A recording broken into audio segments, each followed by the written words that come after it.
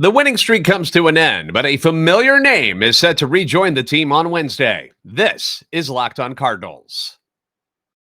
You are Locked On Cardinals, your daily St. Louis Cardinals podcast, part of the Locked On Podcast Network, your team every day.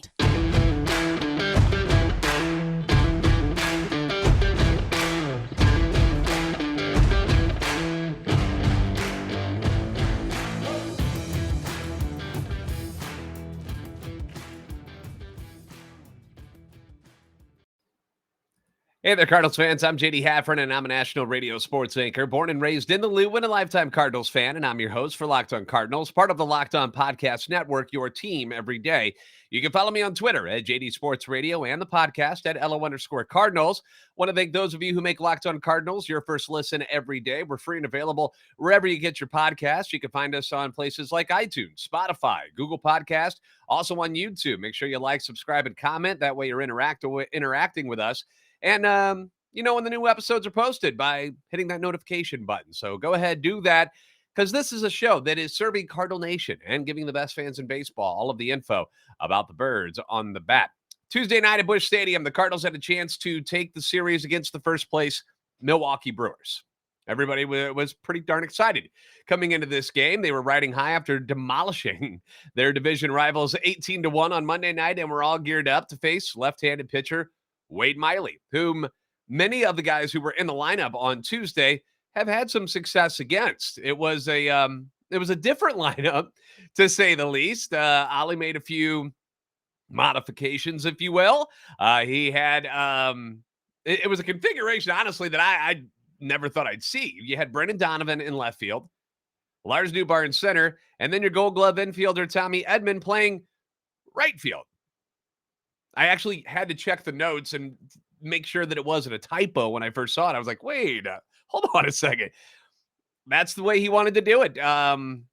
Left-hander Wade Miley was getting the start, and with Carlson's banged up ankle, Ollie felt that getting the extra right-handed bat in the lineup was the ideal move. Now, we've seen Tommy Edman in the outfield before. This is not new, but still, I was a bit shocked to see him there in the starting lineup. And according to Rob Raines at STLsportspage.com, this was the 16th different combination of outfielders to start for the Cardinals so far this season, and they have not used any one alignment more than 6 times so far this year. So very much a carousel going on there in the outfield. And coming into the year, I anticipated this was going to happen, that, Ollie was going to move things around depending on what the matchups may be. And of course, you always have to deal with whatever injuries may occur as well. So a game of musical chairs in the outfield for the Cardinals. Last night, it just looked a little different than we're really used to. Wilson Contreras, who had just been behind the plate the night before when he and Jack Flaherty carved up this Brewers lineup, was back at DH, and Andrew Kisner was behind the dish instead. I didn't expect that move. I really didn't. Perhaps he was trying to ease Willie back in, considering he hadn't crouched for 9 innings in quite a while. So I understand it. I don't necessarily agree with the move. I kind of thought Contreras would be back behind the plate, calling pitches again, considering how well he did the night before, but I understand the move at the same time. So you had Jordan Montgomery on the hill last night, and Jordan Montgomery was trying to bounce back from an ugly performance against the Cubs last week. In fact, that was the last time the Cardinals even lost a game. And the Cardinals fell behind early on a pair of doubles in the first inning, but Monty was able to limit the damage, something he continued to do most of the night. In the bottom of the second inning, the white-hot Nolan Arenado, my goodness, is this guy on fire right now or what? Steps to the plate against Wade Miley, rips another home run, his 5th straight game with a dinger to tie things up at 1 apiece. The 5-game home run streak is just 1 away from Arenado's career high of 6 straight, which he did with the Rockies in 2015. After the home run, Paul DeJong walks, Gorman grounds into a fielder's choice, and then Tommy Edman flew out. And then that's when things took a turn, because Wade Miley, seemingly out of nowhere, got hurt. The Milwaukee trainers are out there talking to him, and he's forced to leave the game, which we found out later on was due to a lat strain.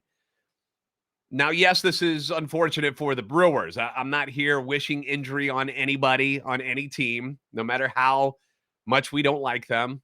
especially the Cubs and the Brewers and people in our division. But at the same time, it was a bit of an unfortunate injury for the Cardinals as well, who, like I said earlier, had guys in the lineup who had a lot of success against Wade Miley. And the Cardinals as a whole hit lefties better than righties. So when you have a chance to get after a left-hander on the hill, the Cardinals are usually pretty good at doing that. So with Miley out due to injury, Craig Counsell does what a smart manager should do. He switches it up and he starts bringing in right-handed pitchers. In fact, Counsell brought in 4 right-handed pitchers last night in relief to combat the Cardinals, and it worked as the Redbirds only managed to scrape across one more run on the night. And it's not like they didn't have their chances. Unfortunately, they had some ugly stats when it came to runners in scoring position. The Cardinals left at least one runner on base in every single inning except the first inning, including 2 in both the 8th and the 9th innings. They left 12 runners on base for the game and were just 1 of 9 with runners in scoring position. Those are the numbers that we were seeing when they were in those losing streaks, and they weren't playing very well. So hopefully we don't see that anymore. As for Montgomery, 5th and 6th innings, unfortunately, he ends up getting stung by a couple of solo home runs. And by guys that aren't exactly well-known sluggers, Josh Weimer and Brian Anderson. I mean, they're not even the sluggers on their own team, really, but the damage was enough to get the Brewers the win, and they end up snapping the Cardinals' meager 4-game winning streak. Nolan Gorman's streak of an extra base hit and an RBI both ended at 5 games as well. And Jordan Montgomery, as good as he's been this year, you look at his record and you're like, whoa. He's now 2-6 this year. Hasn't won a game since his second start of the season, back on April 8th against the Brewers. He is now 0-6 in his last 7 starts, but not entirely his fault. As I pointed out before, he's had some tough losses here. In 5 of them, including last night, he didn't allow more than 3 runs. And the Cardinals have given him little to no run support this year, scoring a combined 10 runs while Monty was in the game in his last 7 starts. That's horrible. So you look at the record, 2-6, and you're like, ugh. But Monty's pitched well enough where the Cardinals should have won a couple of those starts. You know, every once in a while it's going to happen, but been the victim of some bad luck as far as what his run support has been so far when he's on the mound. On Wednesday, the Cardinals still have a chance to take this series when they hook up with the Brewers again. And initially, it was going to be Adam Wainwright who was going to get the start. It was his turn in the rotation, but that's not going to happen now. Instead, the team is calling an audible and calling up top left-handed pitching prospect Matthew Liberatore to make the start instead. So we're going to dive into what he's been doing at Memphis this season. Hint, it's been pretty good. And we're going to talk about the Cardinals' plan for this rotation moving forward on Locked On Cardinals. Our new sponsor, Sorare, is a revolutionary fantasy baseball game and marketplace transforming fans into owners with officially licensed digital cards featuring players from across all 30 MLB teams. Unlike other fantasy baseball platforms, Sorare managers truly own their fantasy experience. They collect, they buy, they sell, they compete with other player cards against global opponents to win epic rewards. This is, not like, hey, yay, you get a high five for winning. No, you get some cool stuff. Win or lose, you still own the cards, and the more you win, the more you advance, collecting increasingly powerful cards, and that's when you start accessing that next level competitions and rewards. You get up to the top of those leaderboards, and you can get things like Sorare scarcity cards, which are great, but also game tickets, merchandise, signed jerseys. I'm a collector of autographed memorabilia. I love signed jerseys when I can get my hands on them for a good price. You can win them through Sorare. How about VIP experiences, like actually meeting MLB stars? To compete in this, go to Sorare.com/locked-on. That's spelled SORARE.com to draft your team of free players. Set your lineup, start competing today to win those epic rewards. Again, that's Sorare.com/locked-on to start playing today.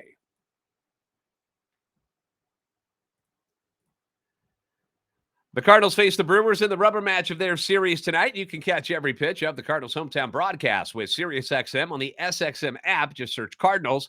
Thank you to my everydayers for making Locked On Cardinals your first listen every day. We wrap up the Brewers series tonight, hopefully where the Cardinals win, and then we head into a 4-game series at home once again against the Dodgers. So that's not going to be an easy task whatsoever. But we'll introduce you to the Dodgers players if you missed our intro to them earlier this season, and let you know what they've been up to. The Cardinals had a tough time with them the last time through. The announcement was announced, I should say. The announcement was put out there last night after the game was over on Tuesday night that the Cardinals are going to push back Adam Wainwright's start from Wednesday to Thursday. There's nothing wrong with Adam Wainwright, so don't everybody freak out. Everything's fine. But instead, what they're going to do is they're going to pull up their top left-handed pitching prospect, Matthew Liberatore, instead. He's going to get the start on Wednesday. Now, the story of Matthew Liberatore has been well documented. In one of the more famous trades in recent Cardinal history, the team acquired the former first-round pick from the Tampa Bay Rays in exchange for Jose Martinez and Randy Arozarena. That took place on January 9th of 2020. Now, Liberatore was the 16th overall pick by Tampa Bay in the 2018 MLB draft, going 2 spots of where the Cardinals were selecting at number 19. They ended up taking Nolan Gorman with their choice. Casey Mize went number 1 overall to the Tigers that year. He's currently out with Tommy John surgery. Other notable names in that draft included former NL Rookie of the Year Jonathan India, who went number 5 overall to the Cincinnati Reds.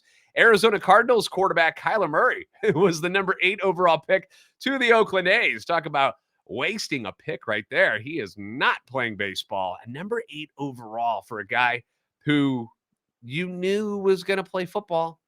Not a wise decision there, Oakland. Nico Horner goes to the Cubs at number 24. And the Rays also grabbed their current ace, Shane McClanahan, at number 31. He's 7-0 so far this season. And the trade for Liberatore, it's been a sore spot for Cardinals fans because Randy Arozarena has gone on to become one of the top players in baseball. It seems like anytime the bright lights are shining on him, his game steps up. ALCS MVP, setting records with how many home runs he hit there in the postseason. You saw him in the World Baseball Classic this year. All over the place. People loved him. And Liberatore hadn't seen the level of success that fans hoped he would in the minors or in his brief time on the big club with the Cardinals. Now, Libby has not been horrible. Like that hasn't been the case. He's not a bust. But the expectations were pretty darn high. And then with the Arozarena going on to do the things that he's been doing and continues to do, it made the expectations for Liberatore even that much greater because you're always comparing what you got in exchange for what you gave. And so far, Randy Arozarena has been a superstar, and Matthew Liberatore has been in the minors for the most part. Now, his numbers in the minors for his career are 28 and 23. Respectable. 3.86 ERA. Respectable. That's over 77 games, 72 starts. He's struck out 408 hitters over 396 and 2/3 innings. Again, respectable. Opponents are hitting 248 against him. Those are his career numbers, but this year in particular, he's been a lot better. And it makes sense that he would be getting better as he matures. That's usually what happens when it comes to prospects. They get better as they mature. This year at Memphis, 4-1, ERA 3.13 and 8 starts. He struck out 56 hitters in 46 innings, and opponents are hitting 226 against him. In Derek Gould's recent article, he says that Liberatore has impressed since spring training with an uptick in his velocity and sustained sharpness with his curveball. In starts for Memphis this season, he's touched 98 with his sinker and sustained 95 late into games. So you love to see that velo, especially from the left side. And there were a couple of different reasons for this call-up. Number one, the Cardinals are in a stretch of playing 18 games in 18 days. That's a grueling stretch. And as we've seen multiple times this season already, the Cardinals starting pitchers don't exactly go deep into games very often, which will then put more stress on the bullpen. So going to a 6-man rotation for the time being could help alleviate some of that stress. It'll help them out a little bit. And it also gives, when you look at the starting rotation for the Cardinals, you got some veterans in there, Matz is no spring chicken. Michaelis, Wainwright, Montgomery and Flaherty, they're younger, but still, And it helps give them another day of rest during this stretch. Number 2, Liberatore earned this particular call-up. He's pitched very, very well. This is not some like, oh, we got to find somebody. Is anybody down there doing anything? No, he's pitched very, very well at Memphis and likely would have been in this rotation most years. But when you look at Michaelis, Flaherty, Wainwright, Matz, and Montgomery, those guys are making some decent pocket change to be your starting 5. That was supposed to be your rotation. And Woodford had earned the spot, vacated by the Wainwright injury out of spring training. You can't say that he didn't. He pitched very, very well in the spring. So they really had nowhere to put Liberatore when the season started. They wanted to see what Jake Woodford can give them. He didn't do that great. But Liberatore got to go back down to AAA Memphis, and obviously it's benefited him. He's looked very, very good. And another reason to add him for this particular game is because the Brewers aren't exactly great against lefties. They beat Montgomery last night, yes, but it's not like they lit up Jordan Montgomery last night. The Brewers have the lowest slugging percentage against lefties this season in the National League, and their .298 on-base percentage against lefties is the 7th lowest in the major leagues. They had 8 hits last night. 2 of them happened to go out of the ballpark. That's how they beat Montgomery last night. And again, it wasn't their main sluggers doing all this damage against Monty. Another bonus, smaller version, but another bonus to this one is that it now reunites Libby and his best bud, Nolan Gorman, who is having a tremendous year so far with the team. The 2 guys have been best friends since they were kids. So that's, something to put a nice little bow on this call up, and it'll make them happy. So I'm sure we'll get some cool pictures of them together in the dugout and on the field today. But it's going to be a tough task tonight with the Brewers ace Corbin Burns going to the mound. We'll preview that matchup and give you an update on Tyler O'Neill's health next on Locked On Cardinals. Fit, comfort, and versatility are things that I look for in clothing. Always have. And now that everybody, you get the stretchy material, that game changer, right? Game changer on that stuff when it comes to any type of like lower body wear. And now that spring is here and summer is to follow, time to bust out the shorts. And more specifically, it's time to bust out the Birddogs. If you haven't tried these yet, you're missing out because they are, and I'm not joking here, the most comfortable yet classy looking shorts on the planet. They got the stretchy fabric that I'm a huge fan of, moves with your legs and your waist so things aren't overly snug in the areas that you don't want them to be tight in. I personally like my shorts a little bit longer, so I've got the longer 9-inch seams on my Birddogs, but if you like them shorter, you can go that way too. Some people like them when they sit at mid-thigh. I'm just not that guy. That's it. That's just not my look, but some people enjoy that. And another thing that's great about Birddogs is I can wear them pretty much anywhere I want because they are classy looking too. They don't look like swim trunks or something like that. I can wear them out to lunch or dinner with the family. I can wear them on the golf course, to the driving range, which I plan on doing today. You can wear them to a Cardinals game. Or if you're just chilling around the house, they're so comfortable, you won't mind wearing them. You know how sometimes you take off certain garments because they're not as comfortable and you put on other comfier stuff? Don't have to do that with the Birddogs. They're already comfortable. So if you're ready to take your shorts game to the next level of comfort and versatility, then here's what you do. You go to birddogs.com/LockedOnMLB. And when you enter that promo code LockedOnMLB, going to hook you up with a free gift. They're going to throw in a free custom Birddogs Yeti-style tumbler with every order. That's birddogs.com/LockedOnMLB. Give them a try. birddogs.com/LockedOnMLB.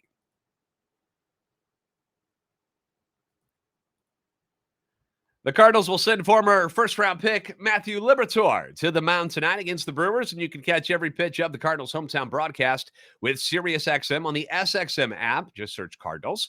The Brewers are going to counter with their ace Corbin Burnes tonight. And Burns had a tough start to the season, but he's gotten back on track recently. The 2021 NL Cy Young Award winner, he wasn't all that pleased with how his arbitration hearing went with the team this offseason, and he voiced his displeasure back in March, saying that, quote, "There's no denying that the relationship is definitely hurt from what transpired," end quote. That's not exactly what you want to hear out of your best pitcher. You know, you don't really want to upset those guys. You know, the Cardinals have gone through this. You saw how upset Tyler O'Neill got last year. You know, these guys don't like these arbitration hearings and how the team basically has to tell them how crappy they are and why they shouldn't get more money. Ends up signing the 1 year, $10 million deal with the team. He's got 2 more years of team control remaining before he can become a free agent after the 2024 season. But some have speculated that he could be moved this year at the trade deadline if if the haul is right. I mean, who wouldn't want Corbin Burns in their rotation? The guy's magnificent. And, if the Brewers fall out of contention for a playoff spot, perhaps he gets moved for a massive amount of prospects, which is something that could happen. Now, I know we've got our armchair GMs who have been saying, trade for Corbin Burns. Why would the Brewers do that and trade him within the division? Doesn't make a lot of sense. And unless you're throwing in Mason Wynn and Jordan Walker, he ain't coming to St. Louis. So you guys can squash that whole idea. Now, all of this offseason stuff that happened may have led to what was a tough start for Corbin Burns. Out of the gate, he gives up 10 runs combined in his first 2 starts, which is very unlike him. But since then, he has certainly looked more like the guy that we're used to seeing. In his last 6 starts, he's allowed just 7 combined earned runs and shut out the Royals over 6 innings his last time out while striking out 7. So he's on again. And the Cardinals haven't had a lot of success against. Nobody's had a lot of success against them. Some of the guys who have, Goldie, who hits everybody, hitting .345 with a home run. Paul DeYoung, did expect to see his name on the list. He's batting .313 with a home run. But that's about it. Arenado and Newt each have a home run. They've taken him deep, but they're hitting 200 and 100 against him. So could be a tough night in the box tonight for the Redbirds. And that's what you expect when Corbin Burns is on the mound, but you got to figure out a way to beat him. We've got an update on Tyler O'Neill's rehab from his lower back strain. He was placed on the 10-day IL back on May 5th. Is scheduled to begin a rehab assignment. They have yet to decide which minor league affiliate O'Neill will play for while rehabbing. At the time of this recording, he was scratched from a game in Dodger Stadium back on April 28th because of back pain, then went on the IL a week later because of persistent pain. Has slowly progressed from hitting a ball off a tee last week to taking batting practice off a machine in recent days. On Monday, he was working with strength and conditioning coaches on his sprinting and throwing drills at Busch Stadium. So O'Neill is on his way back. Hasn't been very good this year, which has been a bummer because I've never hidden my love for what Tyler O'Neill could be. But so far, he hasn't done much. So, but with, Carlson banged up with the ankle, I mean, you're starting Tommy Edman in right field last night because O'Neill's out. I mean, wouldn't you rather have I think you would rather have Tyler O'Neill in the outfield. I don't know. Maybe you wouldn't. The way Tommy Edman's been hitting from the right side of the plate. Anyway, thanks for making Locked On Cardinals your first listen every day. Be sure to catch every pitch of the Cardinals hometown broadcast for the finale tonight against the Milwaukee Brewers and the upcoming series against the Dodgers at Busch with SiriusXM. On the SXM app, search Cardinals. If you haven't already, please give us a follow on Twitter at LO_Cardinals and at JD Sports Radio. Like, subscribe on YouTube. We are almost to 6,000 subscribers on YouTube. Thank you so much for all of that. The numbers have been progressing nicely. That's what I could say about that. And I'm glad each and every one of you has jumped on board. I appreciate all of you. You are the best fans in baseball for a reason, and I will see you next time on Locked On Cardinals.